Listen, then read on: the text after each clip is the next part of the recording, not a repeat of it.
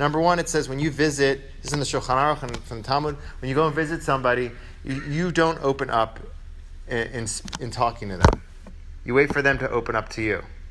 So oftentimes you'll see people walk in, it kind of looks kind of weird, they just sit down and they wait for the mourner to open up. They might not want to open up. That's okay too. You don't have to we're going to talk about that. You don't have to have a conversation with them to do the mitzvah. It's about going there and letting them know that you're there with them, showing up. That's the main part of the mitzvah. The more you can provide comfort for them, the better. But the idea is you don't open up for them, you wait for them to open up to you. Some people don't say shalom because it's not a time of peace. It's a sad time. And when you leave, it's customary to say Hamakom Yinachem Etchem B'toch Sha'arav Leitzir. There's a certain verse a certain blessing that people say. Sfaradim say Min Hashemayim Tinuchamu.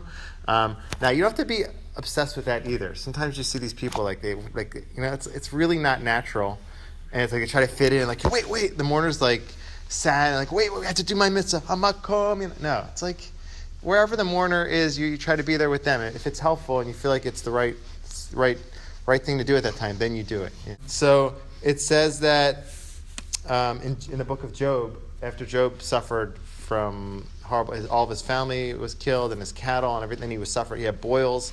It says his friends came to visit him, and they sat down with him on the ground for 7 days and 7 nights, but no one said a word to him because they perceived that the pain was very severe. They just sat there in silence with him for 7 days because that's what he needed at that time. So those are some practical things. Now, you can do it in the day or the night. It depends on the hours that they're welcoming guests. It's like late at night. Hey, let me in. I want to do the mitzvah. No, just give them their space. Now, let's say you can't get there in person. You want to do it via telephone.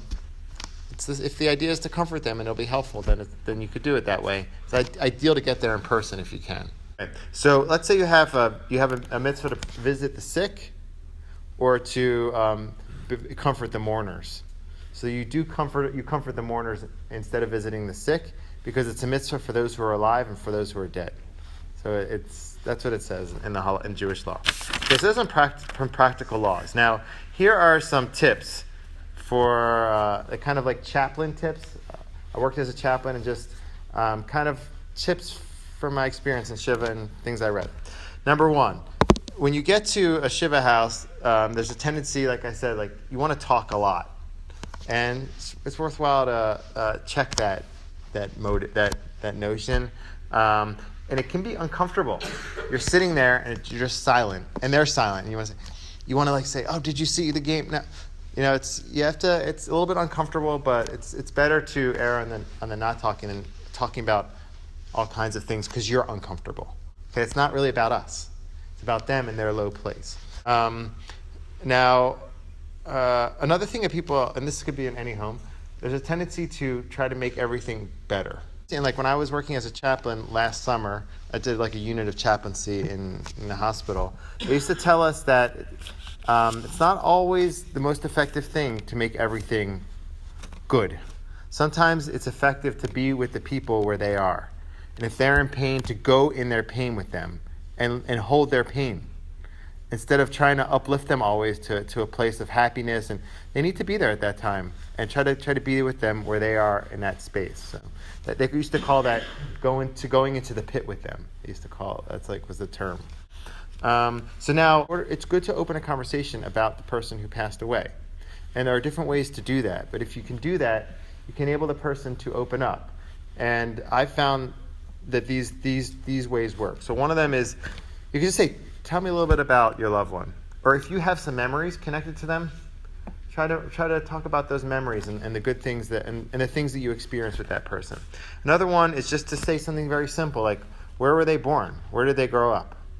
Sometimes when you do that, people start talking a lot about, they grew up here in Maryland, and then I grew up there. Then you can keep the conversation going. Another one is like, what did they do in their lives? And that's a whole story within itself, and where what they did and where they worked and how they helped the family. And so these are ways to open up the conversation. Another really good way to open up a conversation, if someone has pictures there, it can be really powerful and a good way to connect to their loved one. Just say, can I take a look at your pictures? And if you see the pictures, then you can start to talk about the picture. And people often really like to talk about the pictures. Two things to be careful of is, number one, there's a tendency also, like sometimes we all have people that we've lost, or we have pain that we've suffered. And sometimes you'll have that where you're at a shiva and it brings up your own pain. And it's also something to check. In that, like, sometimes the conversation will start from them and it'll get back to us. Like, oh, me and my... At that moment, it's really about the mourners. We're there for them and their low place. And so it's important to kind of be careful with that, because that sometimes happens. And in the mourner, they're overwhelmed because they're barely dealing with their own stuff. And to take on ours, they're not able to do that at that time. So it's important to be careful. If you need to talk about it, you can find somebody afterwards, or a family member or a loved one, and trying to release that, because those are real feelings. And last thing is to not overstay the visit. So, wow, there's some really good food here. How's the family doing? Give them some space. They need to be where they are. So those are some tips.